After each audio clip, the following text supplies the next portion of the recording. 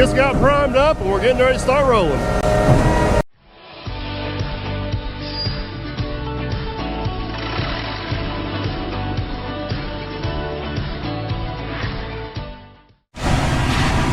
Alrighty guys, it's like 4 o'clock in the morning. They just got started down here. I believe they got about 200 yards to pump out. They got a couple pads. I believe they're for some new shops. One is here and the other one is over there.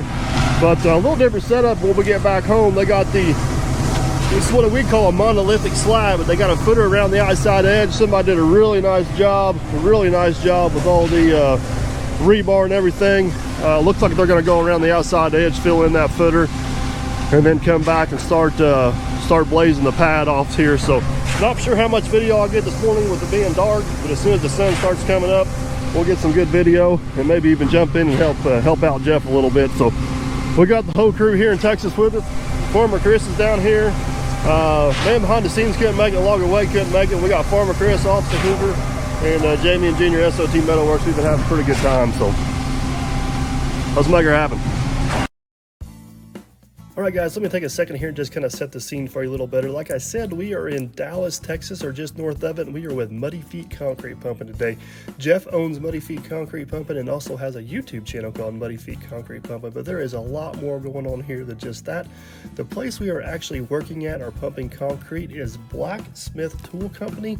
It is owned by the guy by the name of Andrew, and he has got some incredible stuff. I'll show you a little bit of his collection here towards the end of the video, and he's got almost 100,000 subscribers on YouTube, or 100,000 followers, I guess you would say.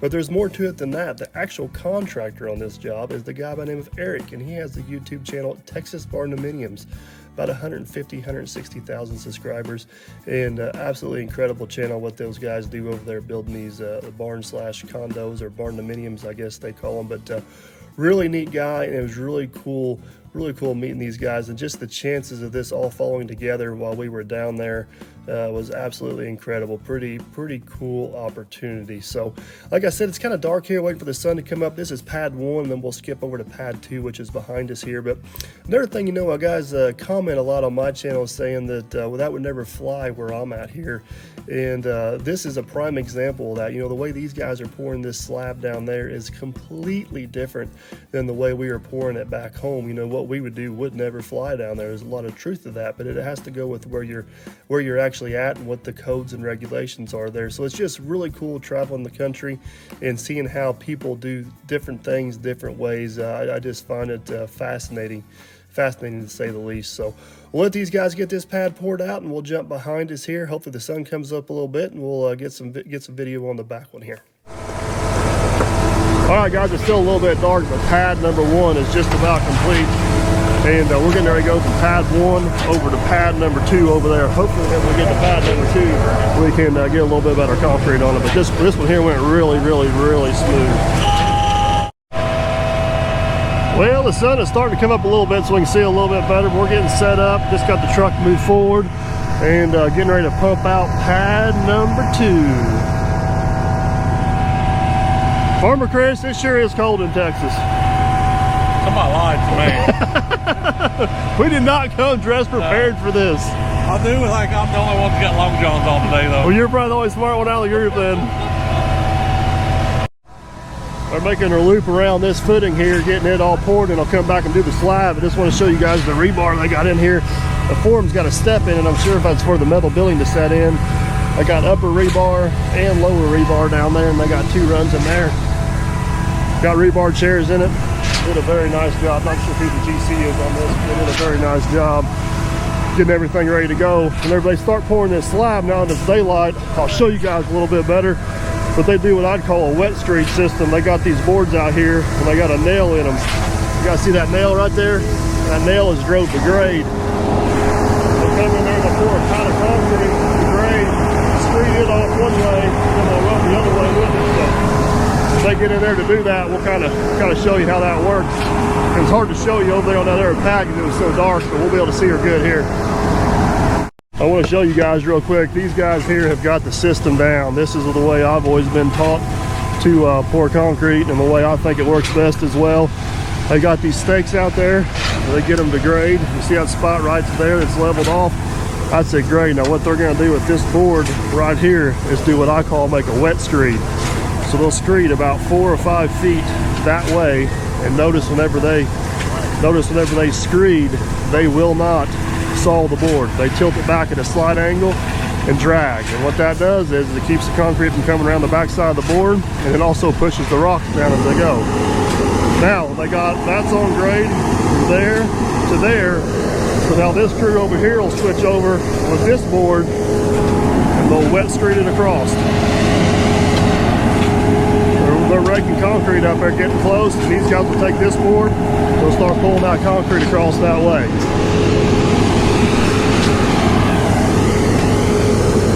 So we'll sit here and watch them get going.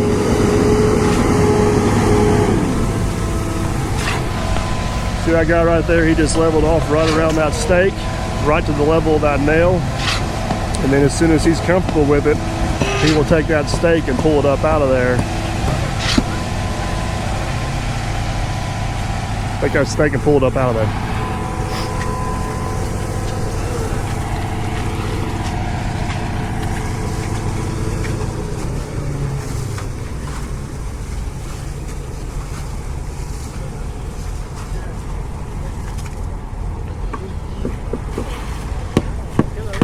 So there they go the other way. See how he's got that board leaned back in an angle and he's not sawing, he's just dragging, filling in his footsteps as he goes there. That is textbook. That is, can't do a better job than that. The guy on the other end is floating just down there where it's been screeded off. This guy here is floating right across the wet screed. Then they'll come back with a bull float, and he'll bull float it back and forth this way, which is the opposite way they're screeding it. So it takes all them little ridges and imperfections out, and then just levels are out just perfect. See these guys pulling up a little bit of concrete. They want to keep just a little bit of concrete on the back side of that board, but not much. You see it's probably maybe about 1/2 to 3/4 of an inch. Keeps them getting boards in there. First pull gets the big stuff back, second pull's on grade. First pull gets the big stuff back, second pull on grade, step back. And here he goes with the, he's going with the bull float, and every time they stop and start, there's just a little bit of a divot in there in that big bull float right there. Pushes the rock down, brings the cement up, and levels it out. That's simple. Guys, one thing I didn't catch on video, and maybe I'll get it over there on the other pad, but they had a string stretched down through there. You can still see it laying right here. And they do a very similar process to what we do with our ICF walls. Is they had a guy go down through here and they readjusted every one of these stakes after they poured to that string. So that way if that concrete moved or budged any of those strings at all, or any of those form boards at all, by the time they were done, they were able to go back, fix, catch that, and adjust it and get it just right. So this is pad number 1. It's done. They'll probably let this sit here another 20-30 minutes. They'll come back. Already got the edger sitting there, start edging it and working the edges around all the anchor bolts and everything. And then once they get that done, eventually they got it right on trial over there. They'll throw that on here and slick finish her out. I believe this is going to be a workshop, and that one down there may possibly be a warehouse, but don't quote me on that 100% for sure. Officer Hoover just can't help himself. He's over inspecting concrete trucks.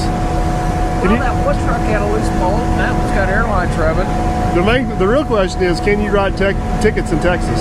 Nah, but I got phone numbers. He knows a guy that knows a guy. He knows a guy who knows a guy. Oh, we're on the Muddy Feet truck. Oh, that's a wheel seal leaking. Yeah, I nailed it. Wheel seal. I pointed at it first. But I see what you're pointing at. But I got the ticket book. Well, this is true. Hey, just remember who your friends are. Hey, I got the keys to get you back to Indiana. Yeah, that's you know, Officer Hoover, this is a lot more fun when it's somebody else's truck. It always is. That's why it's so much fun for me.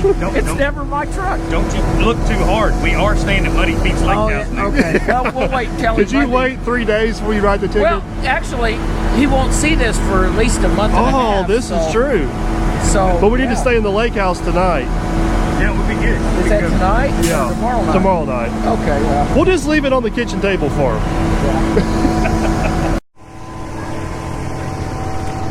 They are closing in on her, guys. That is the last of her right there. Last pull cone across. So close, but yet so far away. All right, guys, this is actually a quick little time lapse of the second pad being poured. It's cool, pretty cool to see in the sun come up here. And like I said, hopefully I explained that well, how different crews do different things in different parts of the country. And what these guys are doing here is so different from what we do back home. And a lot of tips and tricks that I can pick up and use back home, and different methods. I just learn it. It's like going to college for me, studying these guys and how well they work together. And this particular crew here, I don't know a whole lot of the guys on the crew. I didn't get to talk to them guys a whole lot, but I just want to give them kudos and an attaboy.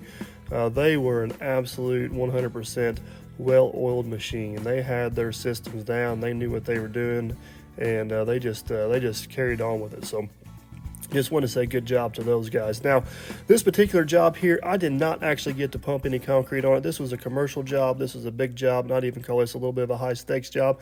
And sometimes you got to know when it's time to just kind of sit back and watch, and when it's time to get in, jump in and get involved. And I knew this one here, I just needed to sit back and watch as much as it was killing me. But we do have some video here at the end. Jeff let me kind of clean the truck up and get it folded up, which was some pretty good experience.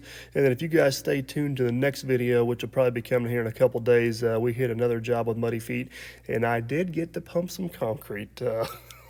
Well, let's just say stay tuned for that. You just call it a sponge? 6-inch sponge ball. We call it a pig at the house. Yeah, an oil filter. That's because you're a farmer. Yeah.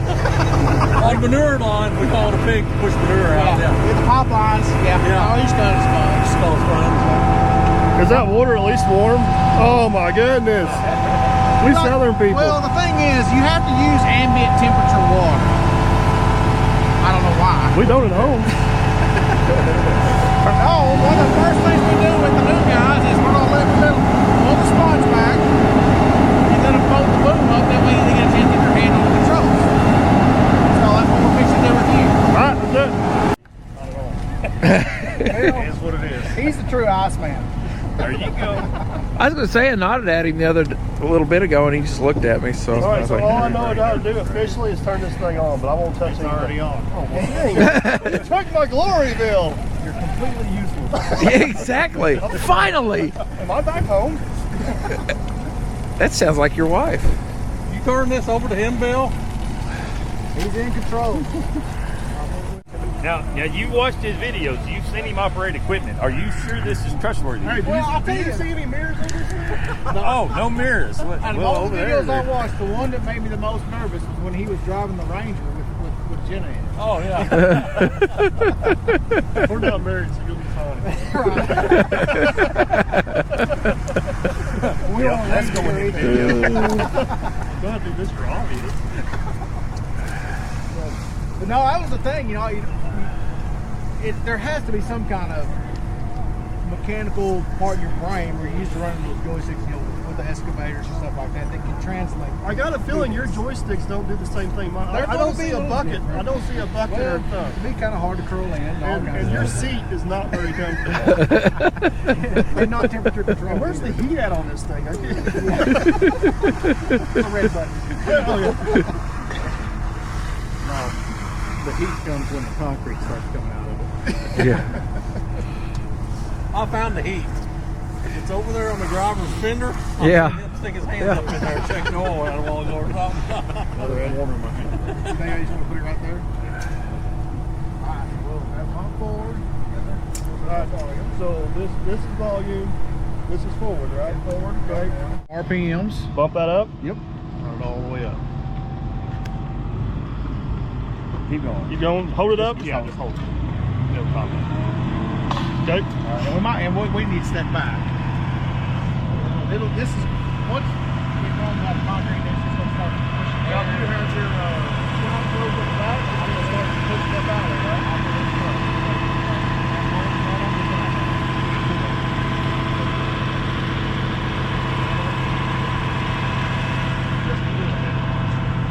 Let her go. And then when you want to stop, you keep the same problem. Here you look at close up in that, please.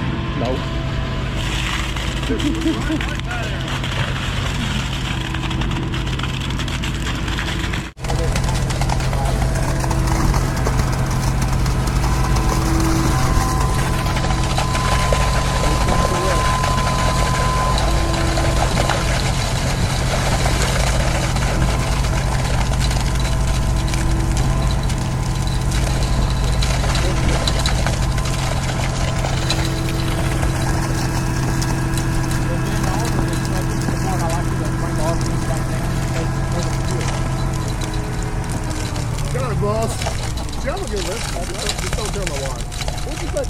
this thing. It's going to be for just a few seconds. When we pump down, you want to A-frame it or whatever. I finished up that way. Right, A-frame it so it falls from the top down.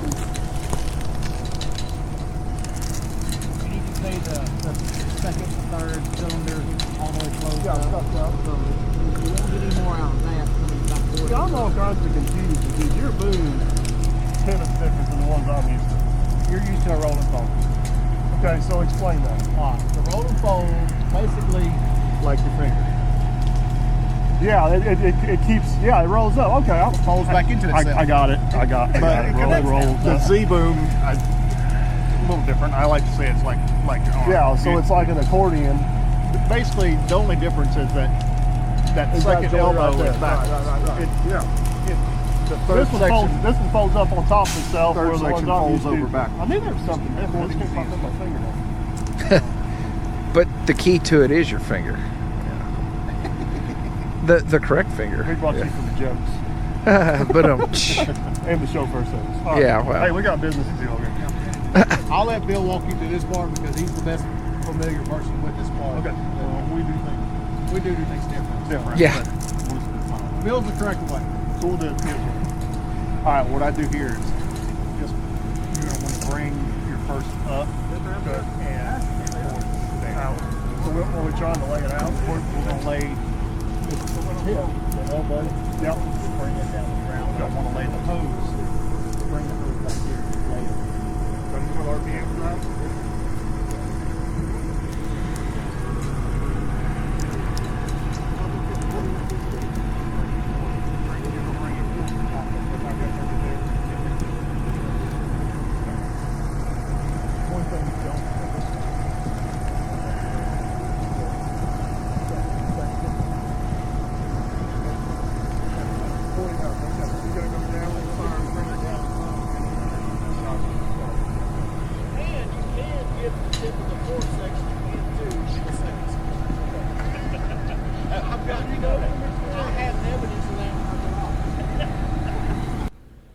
So what we're trying to accomplish here, for you guys that may not quite understand, is that little rubber hose on the end. They call that the tip hose.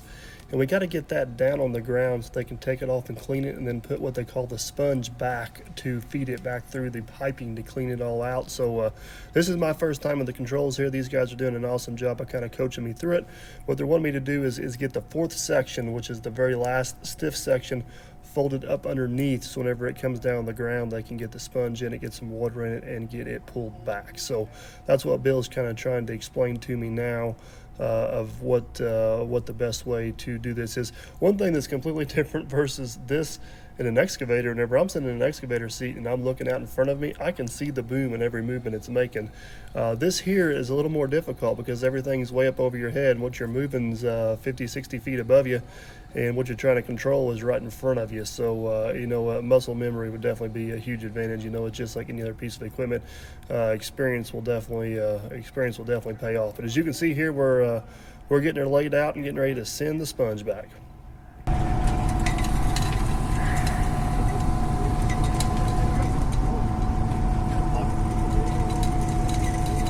Turn her back. Down is for outriggers. Okay, that's neutral basically. Like You just want to lock it so you don't bump it or whatever. Gotcha. Knock somebody off the pole or whatever.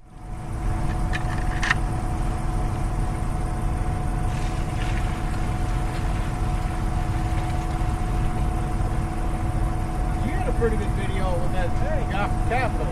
He did a good job explaining this process.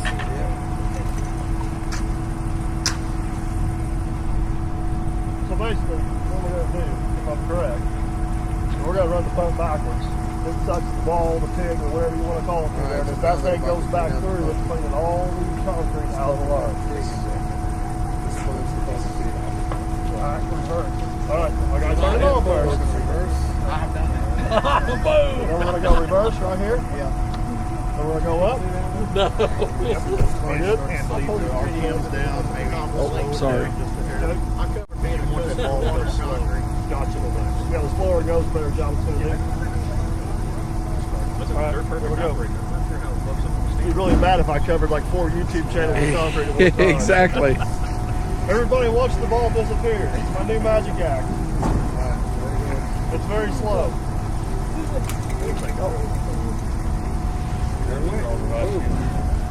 Now, what catches that ball back in the hopper? It eventually gets to the elbow back there. It's bigger than the ball. Yeah. It's a lot of Stop where your stuff. juice is coming out of the pump. You got to take it apart and get your ball out there. So you're Mr. Dirt Perfect. Dirt Perfect. How are you guys? SOT SOT Metal Metalworks. Works. Of course, Muddy Feet's here. Everybody's here. So this is the social media pad we've done. Yeah. But yeah, if you notice, Here, go over the top. Yeah. There's cameras around. Nobody's got muddy feet. There's no muddy feet. Real quick, guys, this is Eric with Texas Barndominus. He's got an awesome YouTube channel. This is actually his job, and he is filming it for his channel as well. So if you want a different perspective, hop on over there and check it out. I've That's always all tried to figure out Muddy fabricating, Feet concrete I was tanks. begging to work today just to stay warm. It's cold out here. So can you feeling for the suction variance? You want to be careful putting your hand or face or anything close to this. Yeah. If it does take off, it'll blow your eardrum out. What you want to listen right now for, you'll hear it echo when the ball loses. And if you hear the echo, that basically means it's still moving, correct? No, that means when you hear the echo, you're hearing It's through, yeah. The ball's not blocking the sound. Yeah. You can hear it when it shifts. You can hear it. Yeah. It's back.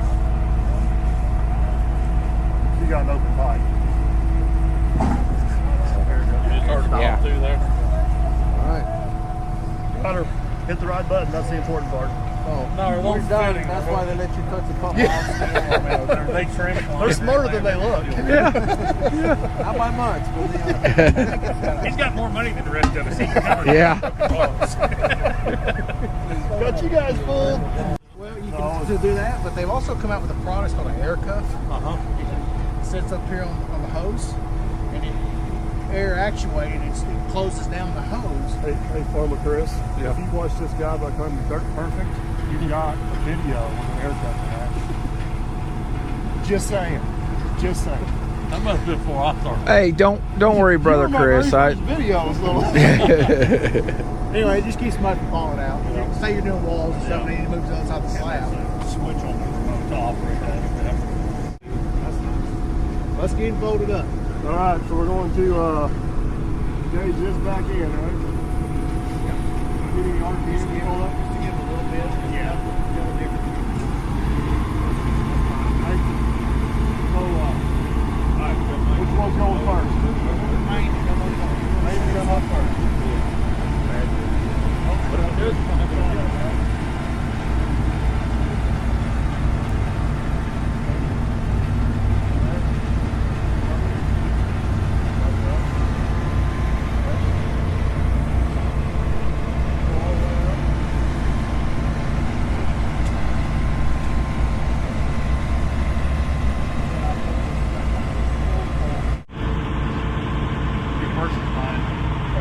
Run your fork up almost close all the way on so you can see it. This is what in reverse, this is what Jeff did with the first sequence that we which is this one.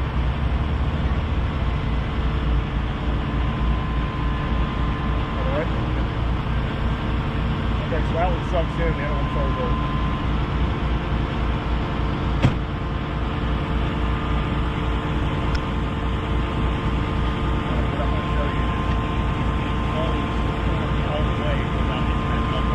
Okay, I see what you're saying. So we're going to have to go out and follow with the third to get the... Right.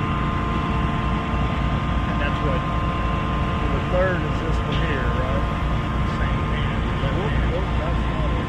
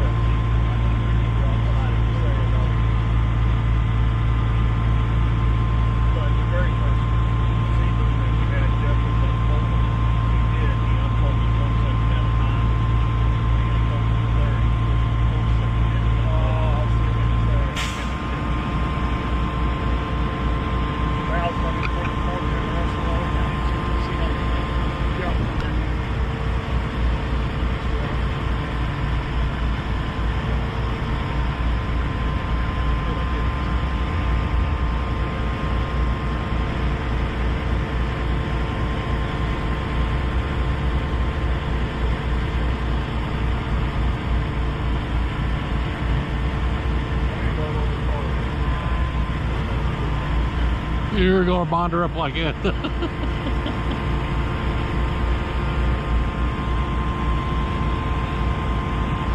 So what are you looking at, Mike? Is there airplanes coming in up there? Or, well, I mean... Well, that's hurt, but I'm good.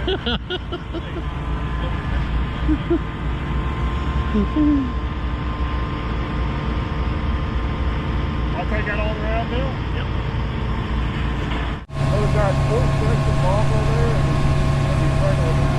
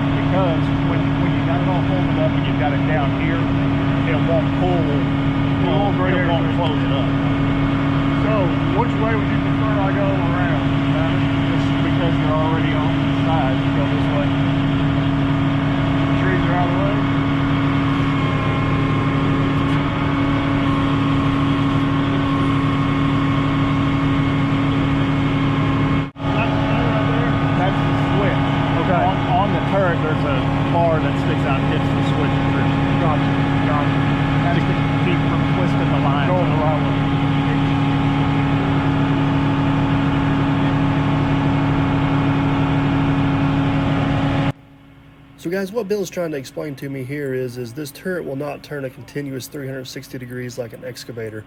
It'll only go, it'll turn 360, but you can't keep going. Once you get to one point, you have to turn around and go back the other way. So you can take this boom to the left or the right and set it down on the truck, but next time he goes to pick the boom up to pump, he has to go back the way it came. So this is the way Bill came off this morning, so that's the way we're going back here now. And this here is the switching mechanism, which is basically the safety to keep you from going too far all the way around. If you see that little wire up there is getting ready to trip that switch, and that's basically saying you can't go any farther that way. There she goes right there. She just tripped her. So that's kind of what he's trying to explain to us there.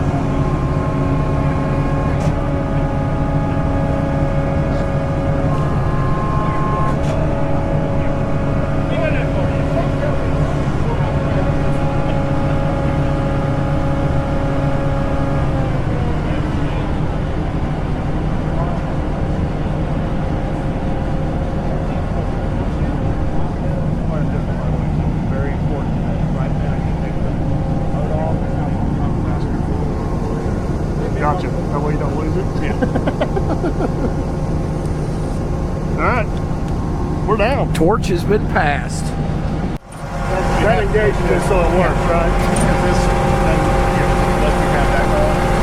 And these two are, this is the front leg in and out, right? This is the back leg in and out. This is the feet up and down. Front and back. What we want to do first is, let's put it down.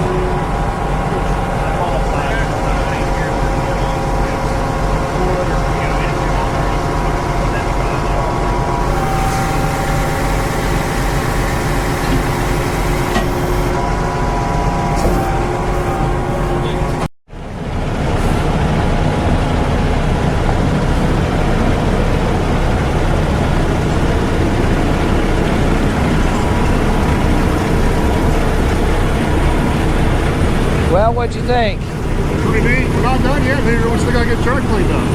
Oh. Well, I still ask what you thought, folding it all in. Pretty darn cool. Oh, they wash out the back end and all that? Yeah. The real question is, what do you think? Well, I think everything's cool. That's a pretty well-oiled machine here on this job site, to be honest with you. Yeah. Yeah, they've been around the block. Yeah. They poured a few yards. All right, guys, we got the boom all folded up. We got all the outriggers sucked in. We're getting ready to go outside. They got a washout place set up. The concrete crew's doing their job. They got the garage doors set up. That's what them blocks of wood right there mark the edge of their doors. So they're going through and chamfering the edge of that concrete, so they don't have to worry about water coming into the building and working that all down. They're doing an absolute awesome job. So we're gonna go out and finish cleaning up our pump truck.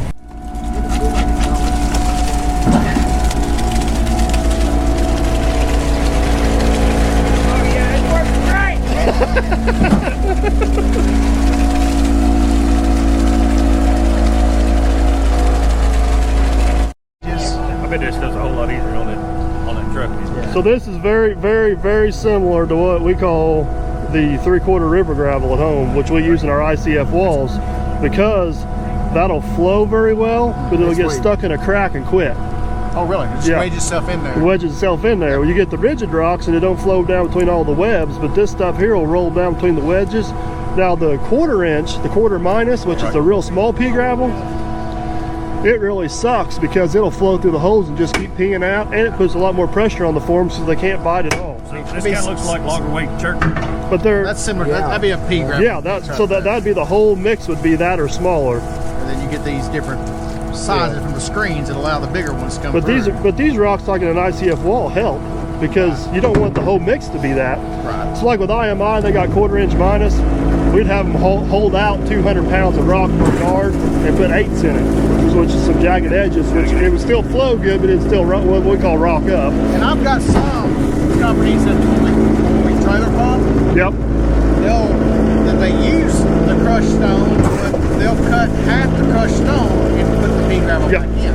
So that flows better through those 3-inch hoses. Yep. See, Edwards won't pump crushed stone. They'll only put wash stone, what they call wash stone, which is pumped out of the river and ran across the street. So there's the hatch on the bottom, got the rest of the concrete out there. So we're gonna get this puppy cleaned up. Thanks, Farmer Chris. You saved me from getting a shower. All right, guys, after we got the pump truck cleaned up, Andrew gave us a tour of his place, and I was lost for words. This place is absolutely incredible. I didn't do a lot of filming while I was in there just because I was in absolute awe of his collection and the things he's occurred over the years, and his knowledge on those things is it's just unbelievable. But I did get a few of these pictures snapped. I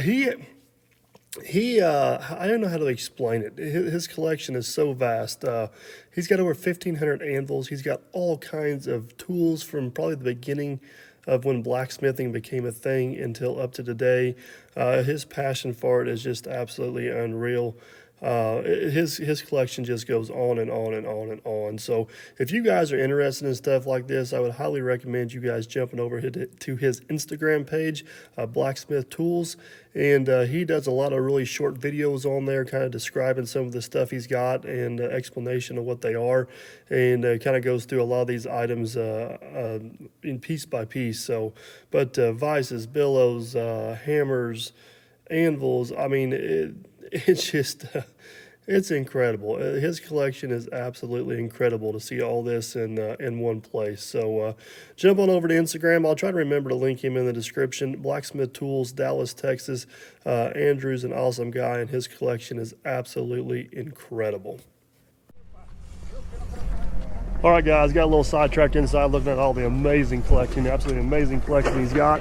But they're getting ready to put the trolling machine on it and start slick finishing it, and that's going to be a wrap for us. We're going to head out, get some breakfast, and get the rest of our day. So thank you, sir. Appreciate it. Get some breakfast and hang out and have a good time. So guys, hope you enjoyed.